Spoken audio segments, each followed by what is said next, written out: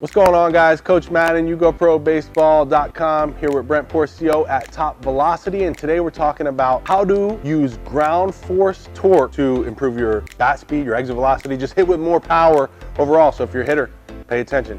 Right, so I look at this from the standpoint of biomechanics. I'm a biomechanist, so I study the medical journals and I look at what is correlating in the skill of hitting to bat power. I mean, we can look at ball contact, launch angles, we can do all that, but just strictly from the standpoint of power, like John said, it's the components of ground force and torque. And what is ground force? That's the force that we create in the ground. So like when I want to jump, I got to bend my legs so I can extend them and push force in the ground, and whatever force goes down, an equal and opposite force comes up, right? So if I'm trying to get power into this barrel to the ball, how I propel my body and create force off the ground is going to have a lot to do with the kind of energy that I can meet the ball with. When I'm looking at ground force, I'm looking at a weight shift, right? But you know, we could do a very, very unaggressive weight shift and just bring our weight to our backside and transfer our weight to our front side. But if we're trying to maximize power or maximize bat velocity, exit velocity, I want to do that at a maximum effort, right?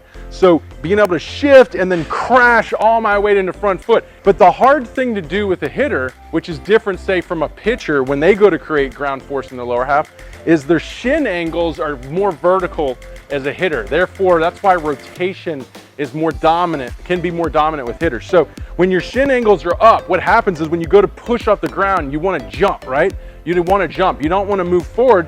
In the case of hitting, we're trying to move forward into our front leg to crash all that weight and then transfer all that forward energy to the ball.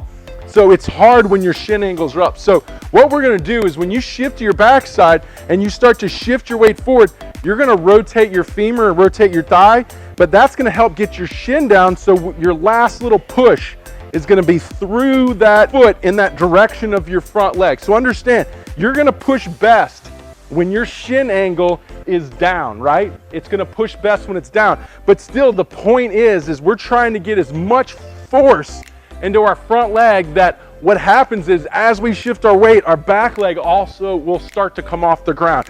Boom, like that, right? That's a lot of force. This is what we're looking at as hitters, trying to create that much force as we go into front foot strike. Boom, right?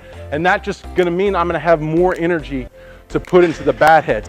But once you get the ground force components down, now it's understanding how torsion or torque plays with that or works with that. And what that means is when energy moves forward, for the bat head to come around, we have angular or rotational movements. So one of the first things we need to rotate is our hips, because when our hips rotate, that's going to bring the bat head around. It's also going to add more energy. But the only way to rotate your hip is your femur has to turn, or your thigh has to turn inward.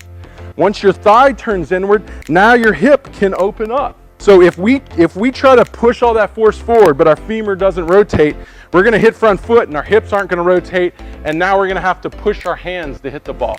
We're not going to have all that rotation of our hips to trunk to help accelerate the ball. So like I talked about in getting your shin angle down, as you go to front foot, you have to unload what we call torque. So initially when you're shifting your weight back, you're sitting into your hip, you're counter-rotating your hip, and your femur is going into what's called external rotation. It's going into torsion. So then as we shift our weight forward, it's going to release that, it's going to spin into internal rotation, and that's when we're going to start to push and accelerate the ground forces into front foot strike. So the torsion component comes in. As you twist in counter rotation and you shift your weight, it's going to unload and you're going to accelerate your ground force. And that's the combination of ground force torque into maximizing bat velocity.